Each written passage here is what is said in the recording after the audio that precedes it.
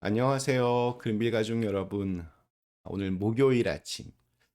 저희는 지금 부활절까지의 거룩한 40일의 순례의 여정 사순절을 보내고 있습니다. 우리 기독교에 있어서 부활절은 가장 중요한 날이지만 또 한편으로는 이 사순절이라고 하는 이 준비의 시간을 통해서 더욱더 아름답게 빛나는 날입니다. 부활의 영광은 예수님의 십자가에서의 고난과 죽으심이 있었기 때문에 더욱더 찬란할 수 있습니다. 우리에게 주어진 하루하루의 이 시간들이 사순절을 좀 더 거룩하고 경건하고 절제하며 잘 살아냄으로써 우리 예수님께서 원하시는 주님의 제자로서의 모습으로 하루하루 이렇게 빚어져 나갈 수 있기를 간절히 기원합니다. 자, 오늘 저희는 누가복음 22장 24절에서 30절의 말씀으로 함께 오늘 이 아침 시작하도록 하겠습니다. 누가복음 22장 24절에서 30절의 말씀. 또 그들 사이에 그중 누가 크냐 하는 다툼이 난지라 예수께서 이르시되 이방인의 임금들은 그들을 주관하며 그 집권자들은 은인이라 칭함을 받으나 너희는 그렇지 않을지니 너희 중에 큰 자는 젊은 자와 같고 다스리는 자는 섬기는 자와 같을지니라. 앉아서 먹는 자가 크냐 섬기는 자가 크냐 앉아서 먹는 자가 아니냐. 그러나 나는 섬기는 자로 너희 중에 있노라. 너희는 나의 모든 시험 중에 항상 나와 함께한 자들인즉 내 아버지께서 나라를 내게 맡기신 것 같이 나도 너희에게 맡겨 너희로 내 나라에 있어 내 상에서 먹고 마시며 또는 보좌에 앉아 이스라엘 12지파를 다스리게 하려 하노라. 아멘. 네, 우리 어제 우리는 예수님의 마지막 그 만찬 모습을 묵상했습니다. 예수님께서 유월절 음식을 제자들과 함께 먹기를 아주 간절히 바라셨다는 것, 원하고 원하셨다는 것은 그만큼 그 자리가 예수님에게 매우 특별하고 또 매우 소중하고 깊은 의미가 있다는 것을 우리에게 보여줍니다.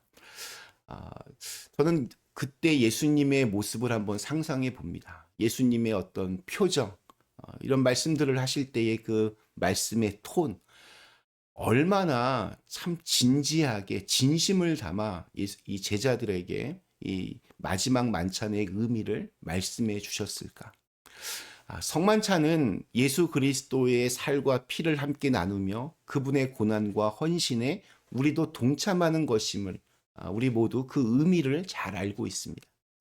자, 그런데 이토록 참 거룩하고 장엄한 분위기 속에서 전혀 어울리지 않은 내용이 어제 말씀 막바지에 등장했습니다. 예수님께서 당신을 팔 제자에 대해서 예언을 하셨습니다. 뭐 가룟 유다가 그 주인공입니다.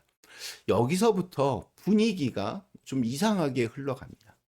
예수님께서 이 마지막 최후의 만찬의 진정한 의미를 설명하실 때는 그냥 잠잠했던 제자들이 이 말씀에는 술렁이기 시작합니다. 왜 그랬을까? 예수님을 팔 제자가 누구인지 너무너무 궁금했기 때문입니다.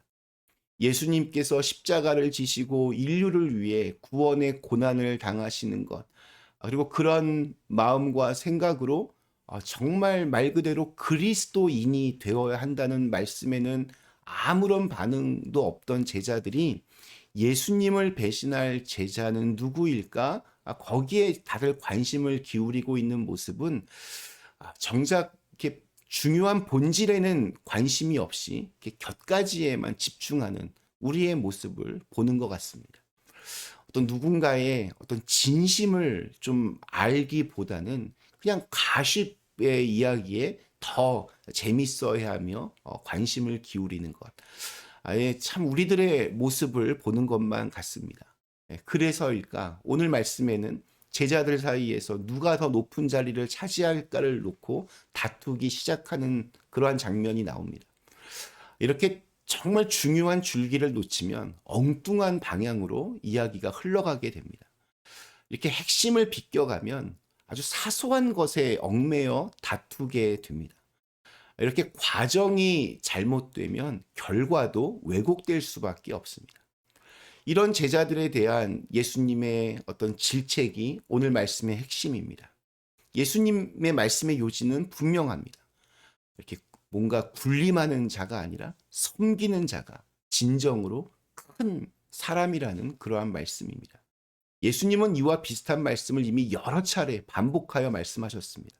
누구든지 크고자 하는 자는 너희를 섬기는 자가 되고, 너희 중에 누구든지 으뜸이 되고자 하는 자는 모든 사람의 종이 되어야 한다. 뭐 이런 말씀을 하셨고, 또 누구든지 자기를 높이는 자는 낮아지고 자기를 낮추는 자는 높아진다. 이러한 말씀도 하셨습니다. 이는 당시에 어떤 이 세상의 가치관뿐만이 아니라 오늘날 우리의 이 아주 세속적인 성공 기준에도 정면으로 도전하는 말씀입니다. 힘과 권력으로 그것으로 다른 사람들 위해서 군림하려 하기보다는 낮아지고 섬김의 자리로 나아가는 것이 진정 크고 위대한 삶이라고 예수님은 계속해서 말씀을 하십니다. 이것은 뭐 단순한 추상적인 개념이 아닙니다. 섬기는 자가 되고 또 낮은 자리에 서야 하는 이유가 분명하게 있습니다. 왜냐하면 섬기고 나누며 헌신하는 자에게 하나님 나라의 왕권이 주어지기 때문입니다. 누군가를 섬긴다는 것, 때론 시련을 동반합니다. 헌신은 아픔을 수반하고 나눔은 희생을 요구합니다. 그러나 이러한 고통과 희생의 과정을 기꺼이 감당할 때 비로소 우리에게 진정한 하나님 나라의 왕권이 주어지는 것입니다. 노자의 도덕경에 보면 이런 말이 있습니다. 상선약수. 가장 높은 선은 물과 같다는 뜻입니다. 물은 언제나 높은 곳에서 낮은 곳으로 흐릅니다. 아무도 머물기 싫어하는 낮은 자리를 스스로 찾아갑니다. 그러나 결국 물은 모든 것을 적시고 모든 생명을 살리고 어떤 단단한 바위도 오랜 시간 앞에서는 물에 의해서 깎입니다. 노자는 이것을 두고 다투지 않기 때문에 아무도 그와 다툴 수 없다 이렇게 말하기도 합니다. 이 낮아짐의 역설적인 능력을 말해주는 겁니다. 예수님께서 말씀하신 섬김의 그 구조와도 굉장히 비슷합니다. 물론 예수님의 섬김은 단순한 어떤 철학적인 지혜를 훨씬 넘어서는 아주 구체적인 명령입니다. 십자가로 향하는 길입니다.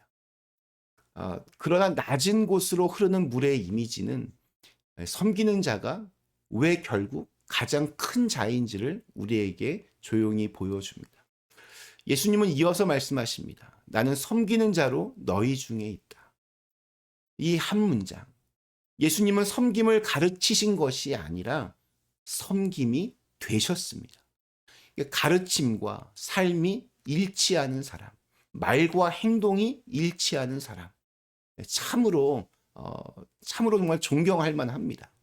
위대한 스승들 많지만 자신이 가르친 것을 몸으로 살아낸 사람은 인류 역사상으로 봐도 별로 그렇게 많지가 않습니다. 예수님은 달랐습니다. 상에 앉아 먹는 자가 크냐, 섬기는 자가 크냐라고 물으시면서 정작 자신은 섬기는 자로 그 자리에 서 계셨습니다. 말씀이 삶이었고 삶이 곧 말씀이었습니다. 눈물과 땀이 없는 결과는 있을 수 없습니다. 정당한 과정 없이 결과를 얻으려고 하는 것은 이건 일종의 사기입니다. 과정이 아름다워야 결과 또한 아름답습니다. 많은 사람들이 결과를 가지고 하나님의 축복과 은혜를 이야기합니다.